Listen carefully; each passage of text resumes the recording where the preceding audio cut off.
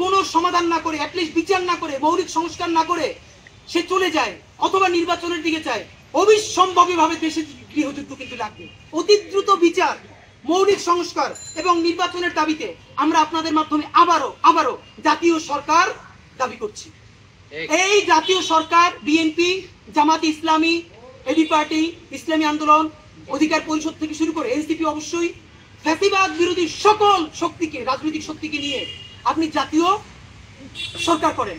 এই সরকারের মেয়াদ কতদিন হবে? ডক্টর ইউনূস বলেছেন সর্বোচ্চ জুন মাস পর্যন্ত। ইলেকশন তো এর আগে আমরা প্রত্যাশা করি, তাহলে সেটাও 10 মাস। আপনারা যদি পারেন নিজেরা বসে আরো আগে করেন, কিন্তু আগামী 10 মাস হোক, সর্বোচ্চ আগামী জুন মাস হোক। এই একটা বছর এখনো জাতীয় সরকার করার মেয়াদ ফুরিয়ে যায় নাই। এই ক্ষেত্রে যদি বিএনপি অসহযোগিতা করে তাহলে বিএনপিকে জাতির কাছে জবাবদিহিতা দিতে হবে। জামাত যদি অসহযোগিতা করে জামাতকে দিতে হবে। বরং এইটা আমরা বিএনপিকে অনুরোধ করবো, আজকে বিকেলে বিএনপি এবং জামাতের সামনে প্রধান উপদেষ্টা বসবেন। যেহেতু আগে বারবার বলা হয়েছে জাতীয় সরকার বিএনপি করতে চায় না, তো আজকে বিএনপিকে বললাম প্লিজ আজকে আপনারা ডক্টর ইউনূসকে বলেন ঠিক আছে আগামী 1 বছরের জন্য আপনি জাতীয় সরকারের ঘোষণা দেন, বিএনপি তাদের লোক দিবে, জামাত ইসলামী তাদের লোক দিবে।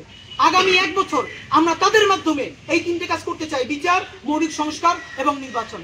যদি জাতীয় সরকার কোনোভাবে সম্ভবই না হয় তাহলে দ্বিতীয় প্রস্তাবনা হলো আপনি জাতীয় ঐক্য কাউন্সিল করেন।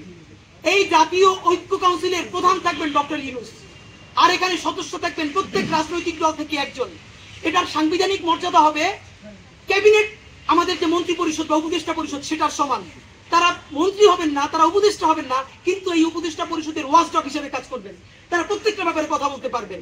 আইদার জাতীয় সরকার করেন অথবা আপনারা দ্রুত জাতীয় ঐক্য কাউন্সিল করেন। এই দুইটা যদি করতে না পারেন, আবার বলি, সামনে যদি ডক্টর ইউনূস কোনো সমাধান না করে, অ্যাটলিস্ট বিচার না করে, মৌলিক সংস্কার না করে সে চলে যায় অথবা নির্বাচনের দিকে যায়, অবিসম্ভাবীভাবে দেশে গৃহযুদ্ধ কিন্তু লাগবে। সেই গৃহযুদ্ধে আমরা সবাই কিন্তু খুব করুণ অবস্থা হবে, দেশের স্বাধীনতা সার্বভৌমত্ব হুমকির মুখে পড়বে। তার প্রধান দায় আবারও বলছি এই রাজনৈতিক দলগুলোর নিতে হবে এবং বাংলাদেশ সেনাবাহিনীর নিতে হবে।